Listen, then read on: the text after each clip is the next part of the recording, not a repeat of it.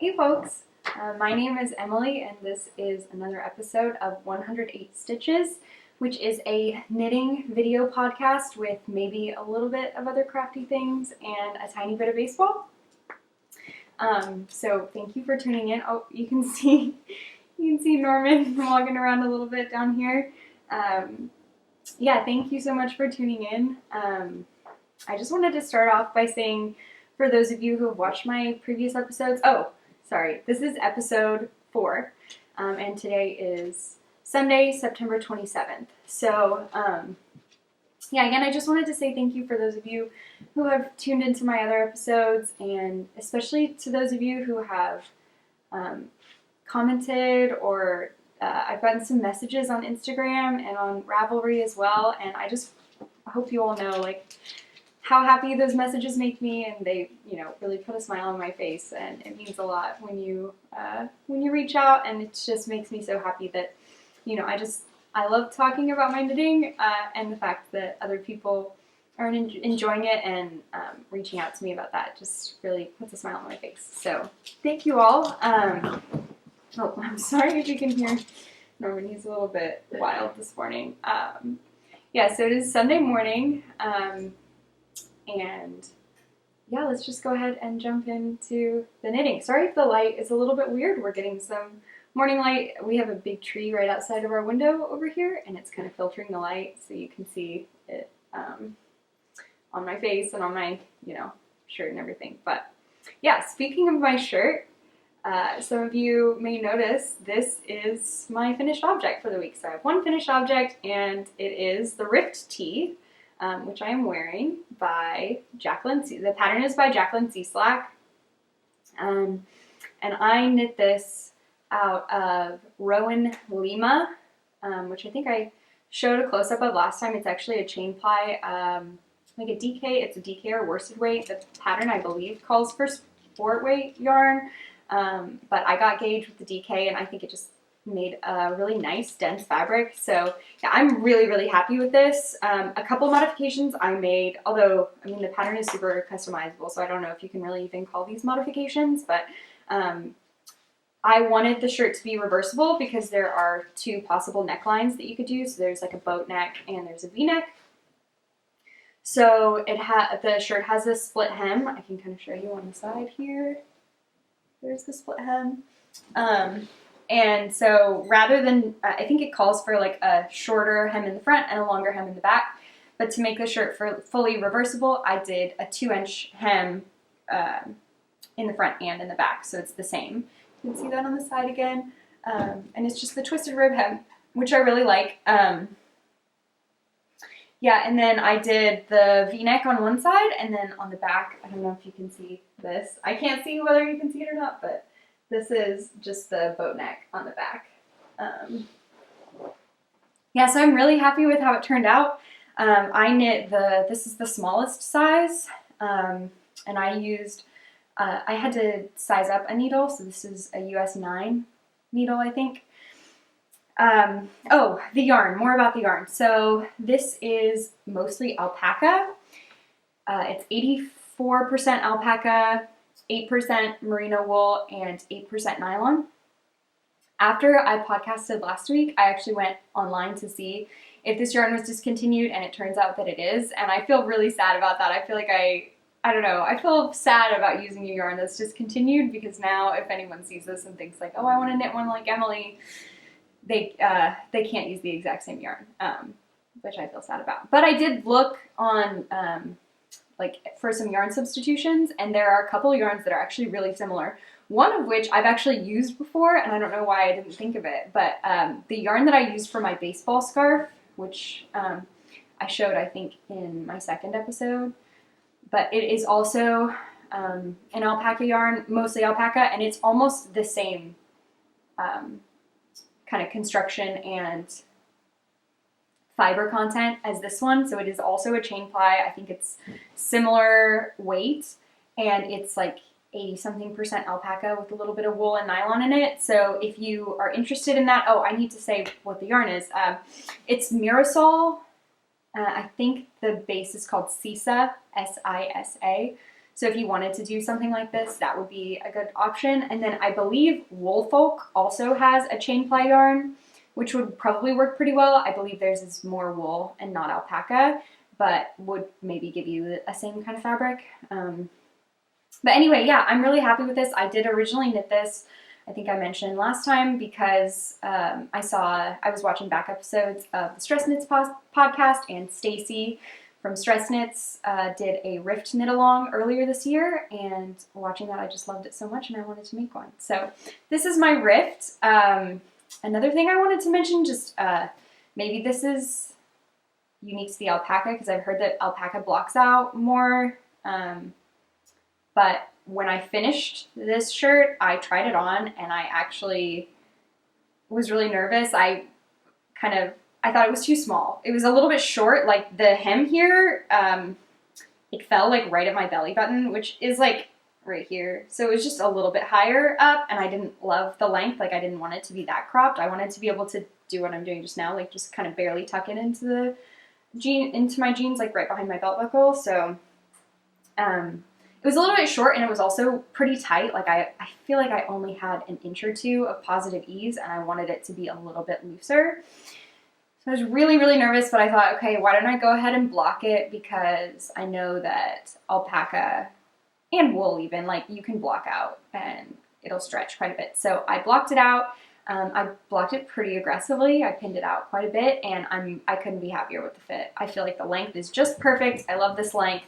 And the ease that I have here is really, really nice. So yeah, this is my finished Rift tee, and I already want to make another one. I kind of want to make a long sleeve version. I have some purple yarn that I may use to make a long sleeve version, but yeah, would highly, highly recommend this pattern. It's lovely, and yeah, this is my finished porridge shirt, which if you didn't watch last time, my husband Office, he names each of my patterns by a food, or most of my patterns he names them by a food. So like if you remember I don't think I mentioned this before, but the socks I was knitting for my Grammy, they were like a light pink, and he called them my bubblegum socks. And this, I asked him if this was my oatmeal shirt, because it looks like oatmeal to me. I'm sorry, the light is really weird, because anyway, but he said, no, this is the porridge shirt. So this is my porridge shirt, and I finished it, and I'm really happy with it. So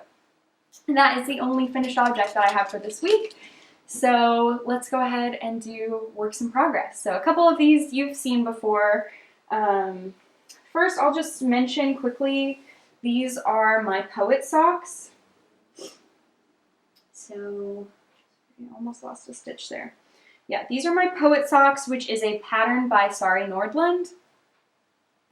And I am using Woolberry Fiber Company in their berry sock base, which is an 80% BFL, 20% nylon. And I only added maybe 15 rows or something on this in the last week, so I have not, I've not added a lot, but I'll show you here. If you can see that. Yeah, maybe you can see a little bit more of the pattern, and it is just gorgeous. Please focus. Yeah, hopefully y'all can see that. I love this pattern. I spoke last time about how much I love this stitch pattern. So Sari Nordlund has this stitch pattern, the like poet stitch pattern, in a couple of her patterns. Norman, do you want to come say hi? Come here. Come here. Oh, Norm's gonna sit with us for a second. Yeah, so she has this poet stitch pattern in a couple of her patterns. So she has the poet socks, and then she also has a shawl that she just came out with, and two sweaters, I believe. She has poet and poetria. I don't know how to say that. And I'm planning to make a sweater, a shawl, and the socks. So I got some yarn. I have yarn for both the sweater and the shawl, and so as soon as I finish a couple things on my needles, I will be casting on. I think the shawl will be next for me. I'm just really sorry you can hear Norman running around. That's probably really annoying. Anyway, yeah, so this is Woolberry Fiber Company. I don't think I said the colorway. It is Pink Canyon. And I am doing this on my 9-inch circulars. I think they're Chowgoos, and I always do my socks on 9-inch circulars. I just really like it. And the needle size is US 1.5, which is 2.5 millimeters, I believe. So hopefully I'll have more for you all next time. I'm hoping that I'll finish the first sock by next week. But I was really motivated to finish my rift this week. Oh, I'm sorry. I have a timer going off. Alexa, stop. Sorry, we have a quiche in the oven right now. Yeah, so my next work in progress is, yeah, this one you have seen before as well. This is the Girl from the Grocery Store shawl. And it is a pattern, a shawl pattern by Locatelli, and I'm knitting it as part of her fall knit along, Hoagie's fall knit along. Yeah, so I finished the stripy section and I'm on to the feather and fan section. So this is the stripy section, and this stitch marker here, which I don't know if you can see it, but this is where I was last time. And so I've knit all of these stripes, and I got all the way up here. My cord's not long enough, you can't really see, but I started the feather and fan section last night, and you can't really see it. It probably just looks like a blur, but yeah, I started the feather and fan section, and I really like it. I think I mentioned last time how much I love this yarn. So I should tell you what it is. This, this yarn is Grenouille in her 85-15 sock base. So it's a 4-ply, 85% merino wool, 15% nylon. And it's really, really squishy and kind of sleek almost, and I like it a lot. So, yeah, this dark colorway, the color 1, is Lampblack, and this one, the lighter colorway, is, I believe it's pronounced Hecate. And I really, really love this color, and I think I mentioned last week it's one of my favorite colors I've worked with, this Hecate color. But I don't love it as much for the feather and fan section. I just feel like it's getting lost. Like the pattern is getting lost. The speckles are kind of, I don't know. But maybe when I have more of it, I'll like it more. And like when you can see the shape of the wiggles, it looks kind of squiggly. And I'm hoping that once I have more of it, you can kind of, and maybe when it's off the needles, because I know the needle is kind of like making it look straighter. So I don't know, I'm hoping that I like it. I still like the color, and it's not the worst thing if the pattern gets lost, but I really like the pattern as well, so I was hoping that I'd be able to see that. So anyway, yeah, this is Girl from the Grocery Store, Locatelli, and I'm using a US 7. I believe the pattern calls for an 8, or am I using a 6? I'm using a 6. The pattern calls for a 7, and I went down mostly because my 7s were in another project, and also because the yarn that the pattern called for was like the exact amount of yarn that I had. So I thought if I went down a needle size, I would not run out of yarn.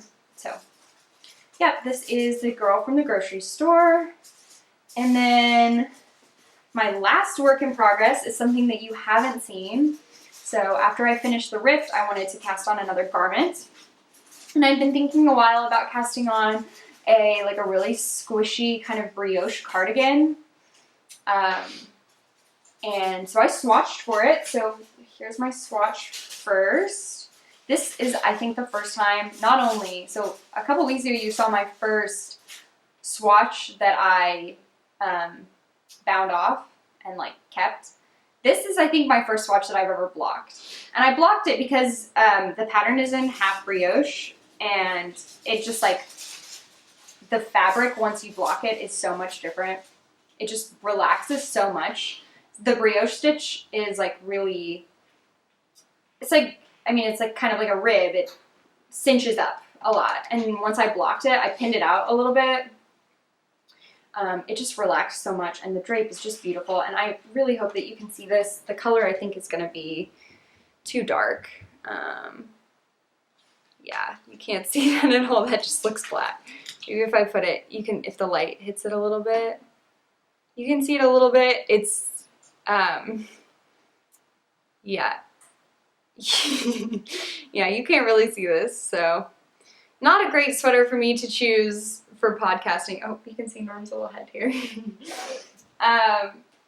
Yeah, but so this yarn, so the pattern is the Plover cardigan, also by Jacqueline C. Slack, which came out actually for individual sale. It was in, I believe, a book, the Making book. But she released the pattern for individual sale this last week, and I've been kind of thinking about it, but I didn't really want to purchase the book, and I had another like brioche cardigan type thing that I was probably going to cast on, but then looking at it more with the yarn that I had, I don't know, I thought the Plover cardigan was a better fit. So as soon as she made that available for individual sale, I bought it, and I cast on. So I have barely anything. This is not even like worth showing. I have barely anything, but I did cast on. This is the Plover cardigan.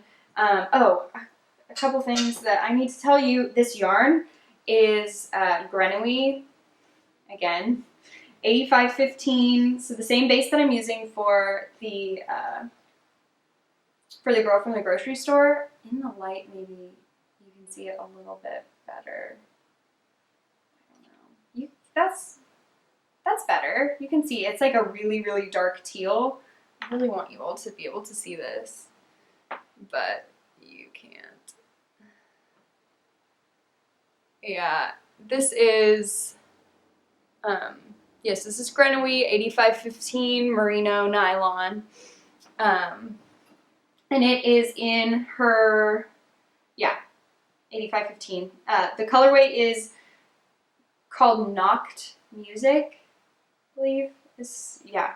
And I got gauge, so I wanted a tiny bit of a denser fabric than the pattern calls for. So the pattern calls for a fingering weight yarn. Jacqueline uses like a more rustic single ply yarn. So this yarn is like the opposite of that. It's 4-ply. It's very smooth and squishy. So I don't know, I wanted something just a little bit more dense. I thought would pair with the yarn better. So I sized down. The pattern calls for a size US 6 needle, and I am using a 5. And I got gauge actually after blocking it. But I am making the second size in the pattern. My like bust measurement with the like intended ease range of the pattern fit kind of right in between two sizes, and I decided to size up so that I would get a little bit more ease, and also like if I ended up not wanting to block it out as aggressively, it would be like a little bit more kind of springy maybe, and I would still get some positive ease. So the cardigan calls for, I think, anywhere between like, I don't know, 6 and 14 inches of positive ease maybe, and I'm knitting a pattern that will give me a size that will give me 11 inches of positive ease. So yeah, and that is my last work in progress. Yep, so that I'm making the second size of that, and that is the Plover cardigan by Jacqueline C. Slack. So I'll have more progress and you can see it next time, although the yarn is so dark, but I just love that color so much. And now I can take my swatch and I can put it on the board with on my cork board with my other swatch, so that'll be cute. And yeah, that's all the knitting I have for you all today. This is definitely going to be a shorter episode. I think just less to talk about and definitely less rambly than I was last week. So I don't have any acquisitions. I have one thing, I believe, in the mail that maybe will be here next time, maybe the time after that. And then I have my eye on a couple things, so maybe I'll have some in the next couple weeks or so. So life-wise, there's not a lot to talk about this week. Both Nafis and I have been working a lot in the last week or two.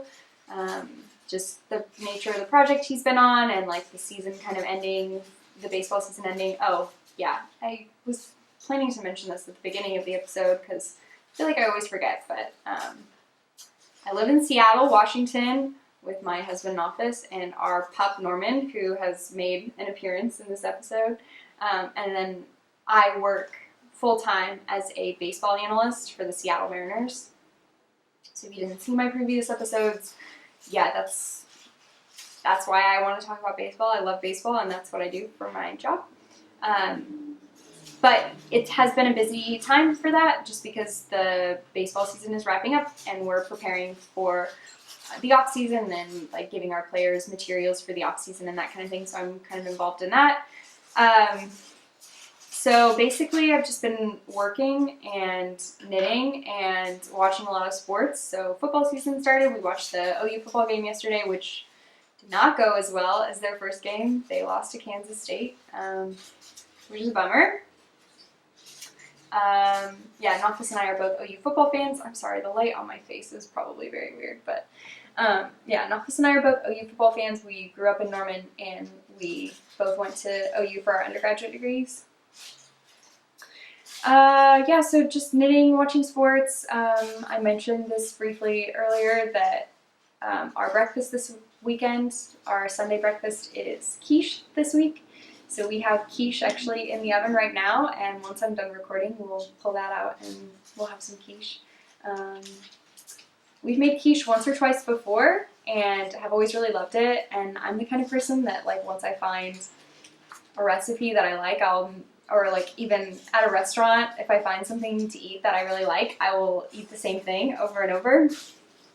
And so we always put the same things in our quiche. So we make like a pretty standard quiche, but we put turkey sausage in it, and we put sun-dried tomatoes and mushrooms and spinach. Those are our kind of mix-ins for our quiche. Yeah, so that should be good. And that's kind of all I have baseball-wise. Or sorry, life-wise. I'm getting ahead of myself there. Next, I have some baseball things. So, a couple baseball things to mention this week. The first is that the Marlins clinched the playoffs for the first time since 2003, which is a really big deal, and Nafis was really excited. Both of the times, so the Marlins have only made the playoffs twice, ever, and both of those times they went on to win the World Series. So, it seems unlikely that will happen again, that they'll win the World Series, but we'll be crossing our fingers for Nafis' sake, at least, that they do. But yeah, so it's been a while since they made the playoffs, and they did. Again, they actually made the playoffs on the anniversary of Jose Fernandez's death. So Jose Fernandez was a pitcher for the Marlins, and 4 years ago, just over 4 years ago, he died in a boating accident, and it was really awful and tragic, and so it was kind of special that the Marlins, I'm sorry, my face is, you guys scoot over a little bit. Yeah, so it was pretty special that the Marlins clinched the playoffs on the anniversary of his death.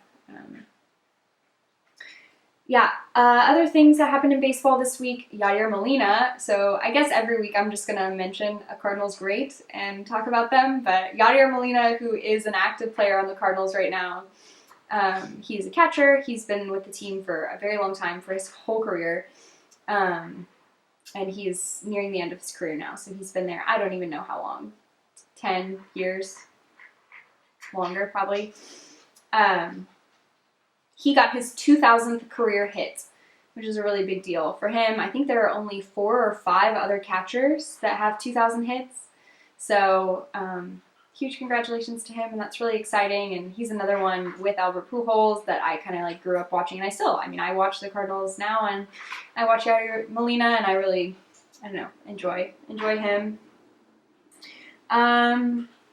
This kind of fits into life, but also baseball as well. My family, we do a book club together. So my immediate family, my parents, and my sister and my brother, and Nafis reads with us, and also my sister's boyfriend reads with us. We all read a book together, and every week we get together and talk about the section that we read. And we're actually reading 8 Men Out. which is a book about the Black Sox scandal. So I don't know if you're familiar with that or if you've ever heard that before, but that is the 1919 World Series, Baseball World Series, was fixed. You want to say it that way? Essentially, some of the players on the White Sox in 1919 were involved in like a betting scandal where they threw the game, so they purposefully lost so that they could be paid off, and gamblers would like win a lot of money betting on the Cincinnati Reds, the other team in the series. So there's a pretty well regarded book. Gosh, I don't remember the author, Asimov. I don't remember his first name, I believe. Wrote this book actually in the 60s, I think, in the like 1964, about this whole scandal and everything that happened. And we're reading it as part of our book club, and it's been really fun. I've really enjoyed kind of learning more about it. So if you're interested, check that out. But that's been really interesting. Yeah, and then I guess the only other thing is today is the last day of the regular season, the MLB regular season. Sorry, the sun, my head is very lit up weird, but the Cardinals need one more win to make it to the playoffs.